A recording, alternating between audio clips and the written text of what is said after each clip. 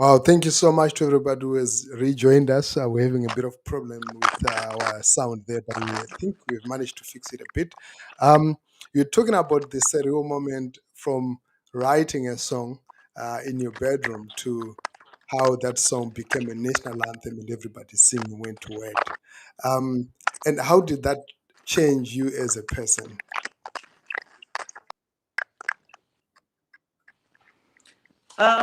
In all honesty, I don't think it ever changed me. I was just still me.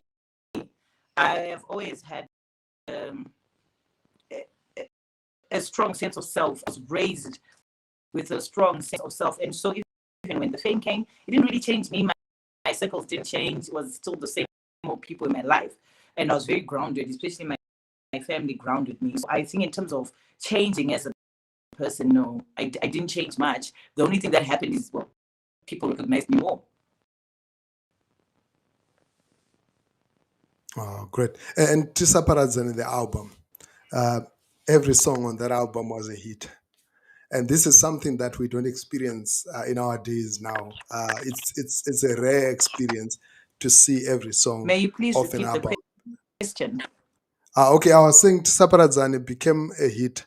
The whole album, every song on that album was a hit.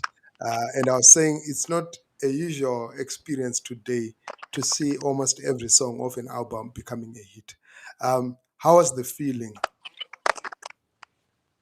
It really was nice and warm, and it's like it's surreal. You really can't believe it when it's actually happening. Like you'd find those days. I remember they had to have all these different talent shows, and almost every kid on that stage was, especially the female, they're singing one of my songs. Yes. So it really was very flattering, And people like sing when I go up on like Plaxedes, and it's like, what? Really? Oh, okay, this is cool. You dream about it, but when it happens, it's very humbling. For me, it was. Mhm. And I think one of the coolest moments for me was when you were part of the Ruvuvuto Sisters and you guys dropped Come to Victoria for Us, which became another anthem as well. How was it working with, fellow amazing female artists like the late Jake Madondo there and Sister Flem and Ivy Kasi?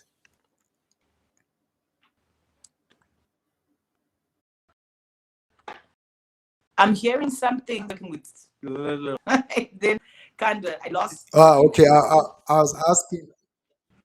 Great. Now, I was asking in terms of you working as part of the Ruvuvuto Sisters. How was the experience working with fellow amazing, women in music? Mhm. Well, being a part of Vuvuto was one of the best things, I think, experiences of my life, because it was like a validation of sorts. Also, the group was put together to sing something that represents Zimbabwe, because the music we did as Vuvuto Sisters, well, not actually called Vuvuto Sisters, but rather Vuvuto, was we did songs that sang about beautiful women. We had a Miss Malika song we did, Yes. celebrating the beauty of women. We had songs that, like Victoria, Come to Victoria Falls, that actually praising the beauty of our country and encouraging people to come. So for me, it was very uh, my adjectives. I would think but it was like one of those moments in your life that you cherish, because when we did even Miss Malika, I performed it before. It was my own capacity. The second time it was with this amazing lady, and you are there and you're thinking, I think it was broadcast to over 100 and something countries in the world, being Wow.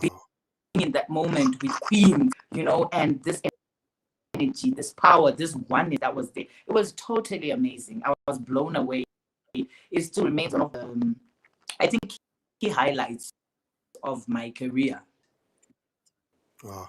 And you mentioned there that the music was touching lives across the world. Pelagium Tage says, "Magaita kuditwire murudo," which is amazing. Um, there was no internet back then. There was not so much social. Actually, there was no social media, but the Uh, music was reaching people. Mm-hmm. What do you think has changed now when you look back from then and now? I think music still reaches people. I don't think there's a point where probably it stopped reaching people, but maybe the kind of music that reaches people might not touch them in the same manner. And I think probably in our era, we were raised by parents who clearly were love music from the 70s into the 80s, that influence, and that music was like deep. It had a lot of soul in it. And so I think being their products, we naturally were very soulful. And as a people, you find that we also used to have the same values because we'd all watch the same things on ZTV. Would all watch, the same programs, whether it's Michael Knight and Kit. You know what I mean? Yes. So Yeah. we were all more or less very relatable in terms of what we thought was right and also wrong, because we'd watch the same things, we'd have the same values. So I think that's why then music strike a chord. And so our definition of love was the same. You find that we had older sisters or cousins, we grew up in the area and I fly me too. People let us be safe.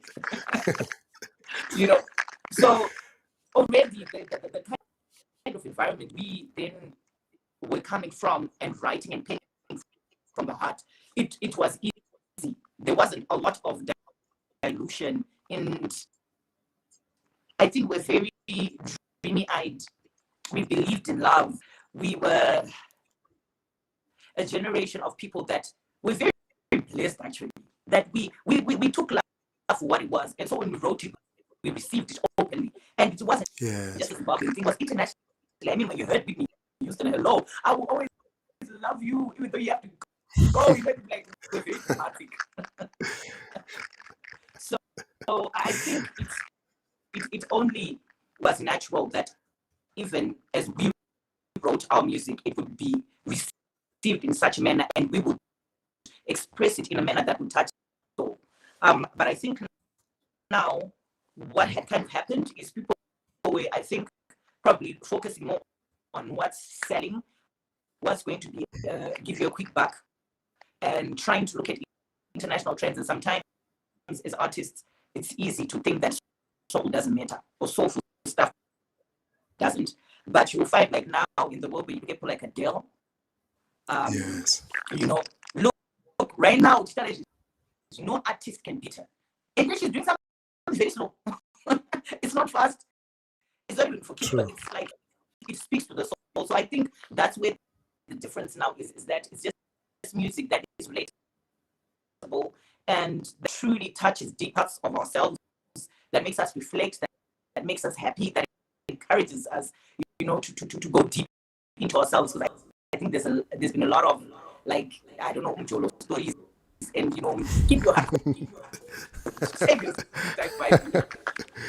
so that's my perception at least of why I think Great, great. But did music make financial sense for you? Did you make a lot of money from all the hits that you made over the years? I didn't get that one. I just hits over the years. Yes, I was asking if it made financial sense for you, if you made a lot of money from all the hits that you made. Oh, you asked me if I made money. Yes, if you made a lot of it, yeah. Oh, I wish I had. I wish I had, but unfortunately, in all honesty, I never really made money from music. The money that I got in terms of being an artist was from the performances, yes. But from the album sales, I honestly never got any money, really, from any of those sales. But in terms of performances, yes, definitely. But we didn't really get to experience the full breadth, because you find back in the day, people who were like other drama. Never things like manners. Imagine, but we never even collected royalties. The first Yes. gig. I think that's how my royalty 3 years after music was on radio, you know. So those are some Yeah. things I think where we missed out on making money in music and sales, etc. Because that to my like my indie record labels, such are quite established. People trying this and that, etc. Trying to grow the whole thing. So money, I tell you, I keep as much as we could have made. Yeah. Yeah. Great. And you took a break from music at a time when your star was very high. Was that a personal decision, or it was the industry letting you down? Can you come again? I heard about the No. industry letting me down. Which decision? Yes, I was asking. I mean, what prompted you to take a back seat at a time when your career was really at the top? Well, the thing about it is obviously everyone started just like doing their own thing because, of course, the demise of the industry, there was piracy, and Zim generally started getting tough as the years went by. And you find that no one was buying music, people in queuing for food, like who had time for that really. And because of such situations, you have to first fend for yourself and make sure you're okay. I had a son. I had to start thinking of my own options in life. I'm not only a musician, I'm an economist. There's that side of my life that I also wanted to pursue. So for a bit, I went into the corporate world because, in all honesty, there wasn't a return in music. But life is real. Them bills don't get paid with fame. You need moolah for things to happen. You need money. Yeah. Yeah.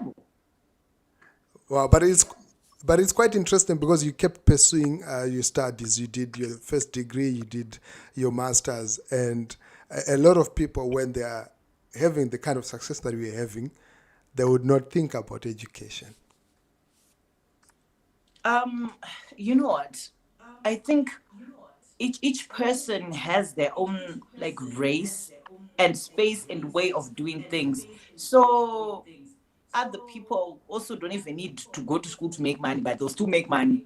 So I believe there isn't Yes, like one formula. It's not guaranteed, guys. Because we have a true. lot of graduates right now, but they ain't rich. Okay. And then we've got some people with basic or level, but they have this street smart thing about them. And maybe with a certificate or diploma, but they money. So I Yeah, think true. it's sometimes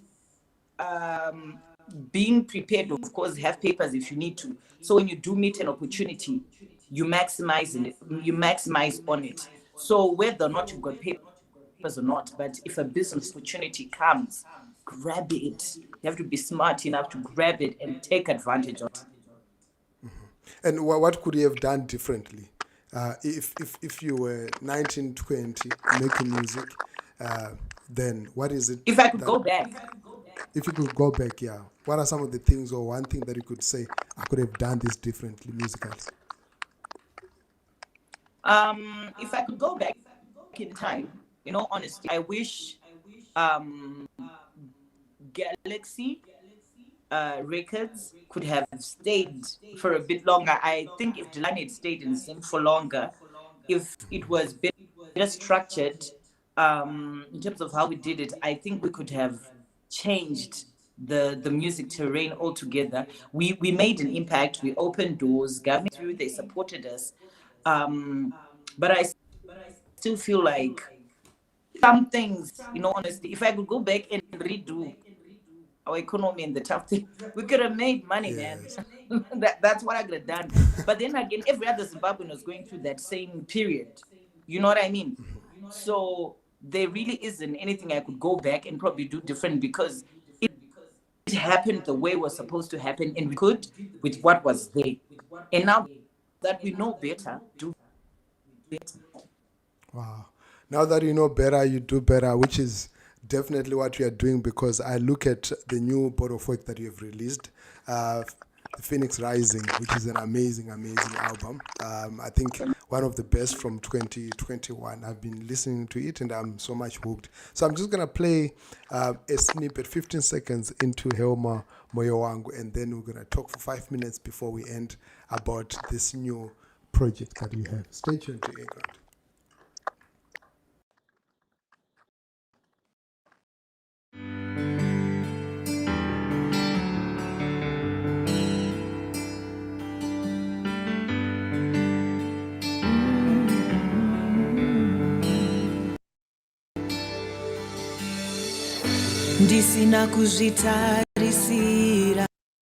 So apparently, I think I picked the wrong track there. So I'm so judging. Yes. So I'm gonna look for the one that I wanted to play. But for 30 seconds, I will just take people back into time, and then I'll bring the one that I wanted to play. Please.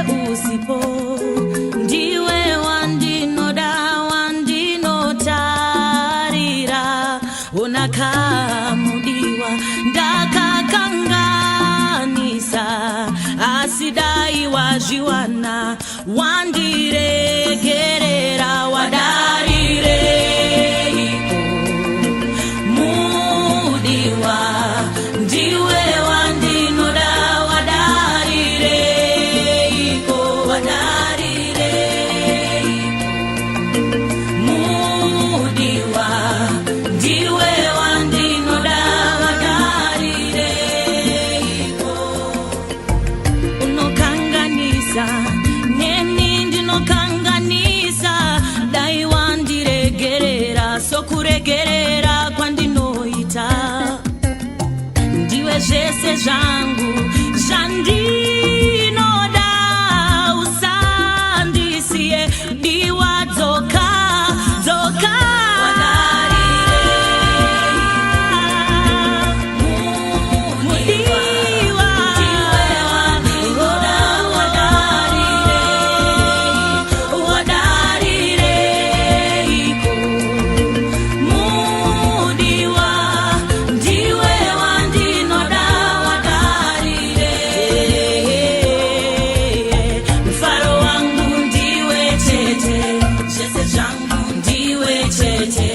Jandichada ndiwe chete ndiwe chete mfaro wangu ndiwe chete ndiwe chete jandichada ndiwe chete ndiwe chete.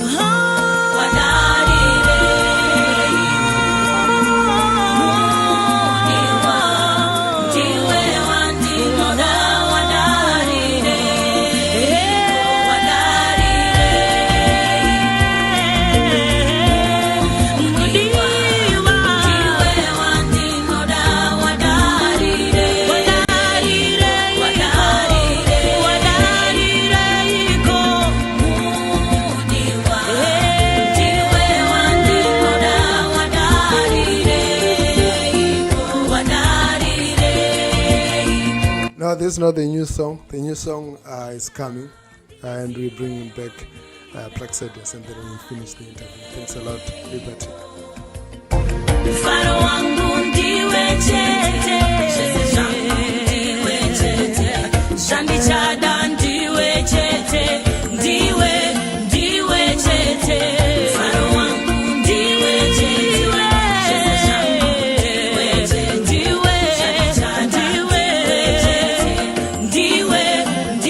Chete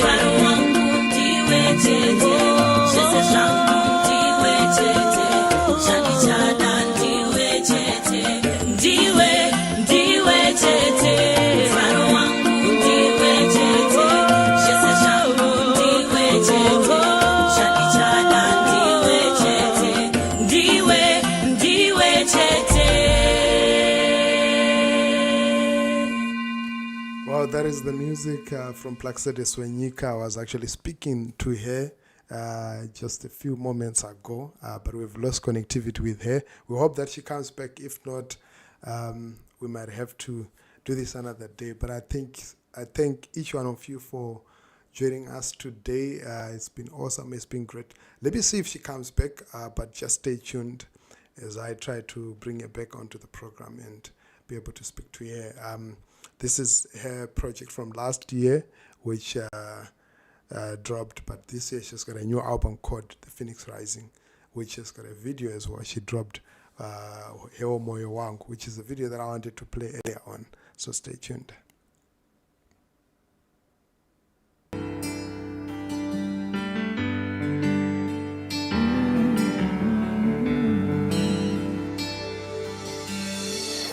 Ndisina kuzvitarisira, handina kuzvifungidzira, kuti ndiwe uchava donodzo remwoyo wangu, kuti ndiwe uchava nzvimbo yemufaro wangu, asi wakavimbisa kune mumwe, sei ndisina simba rekusiya, sei nzira dzedu dzakasanganiswa, 'cause it feels like wakagadzirirwa moyo wangu, 'cause it feels like mweya wangu, 'cause it feels like. So I think we had connectivity issues there. So unfortunately,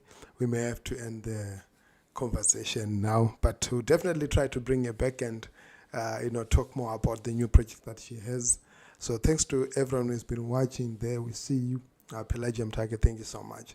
And Liberty Verem, I also see you. Thank you so much for tuning in and watching from Facebook, Twitter, and YouTube. Remember, earGROUND, new voices. Oh, she's back. Hey. Hello. Hi. Okay, great.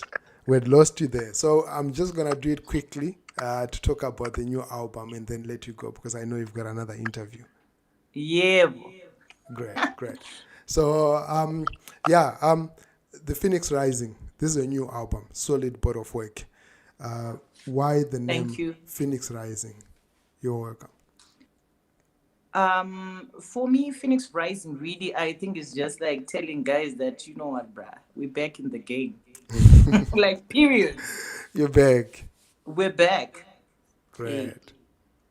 We started it. We need to take it to the next level.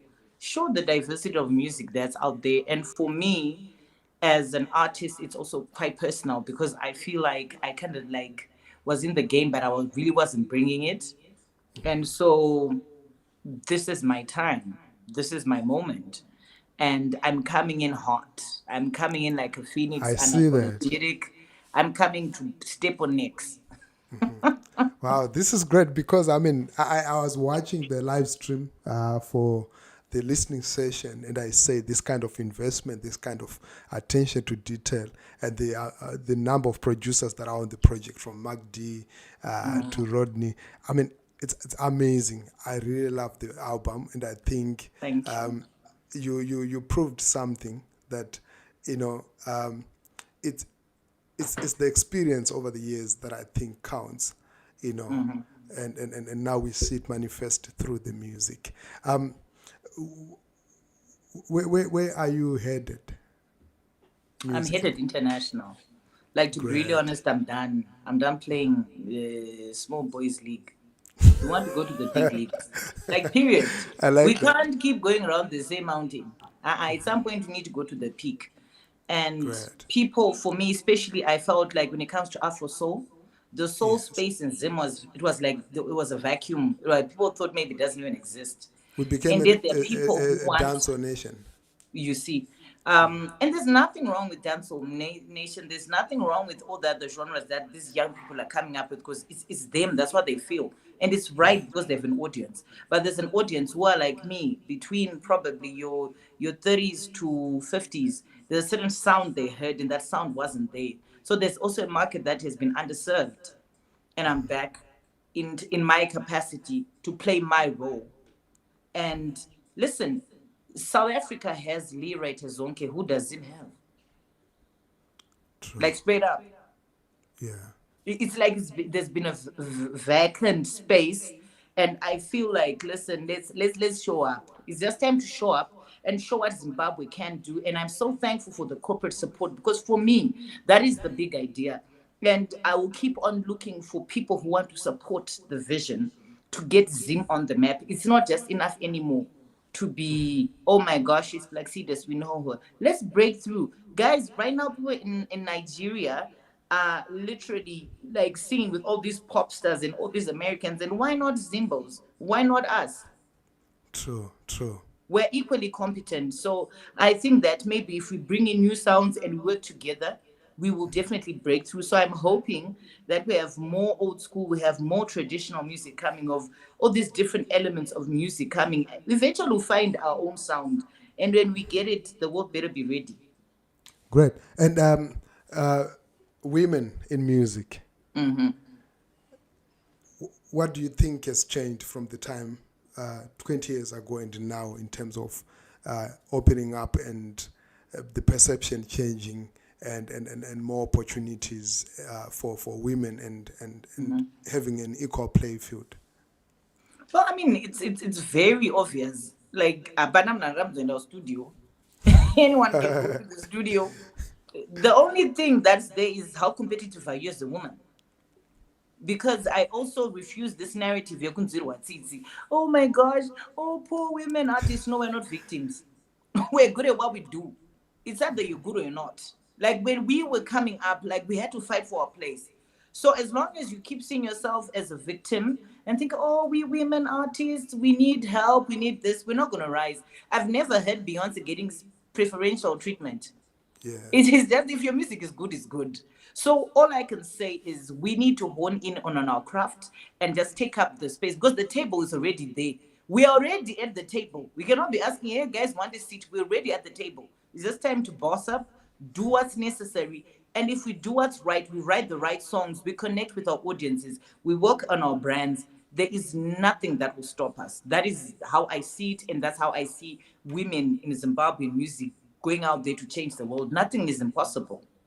Wow. I love the energy. 2 decades later, you still have the same vibrance, same energy, and even more.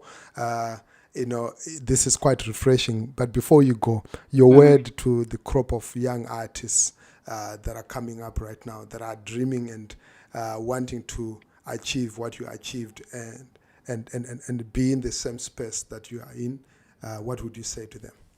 I would say to them, if you've got a dream, it's yours. But it's going to be hard. It's going to be challenges along the way. But listen, no one owes you anything. It's a fact, So it's not a matter of all blacks, let me just graduate with you. Sometimes you have to, work hard and get yourself up there. So keep writing, keep digging in, pay the price.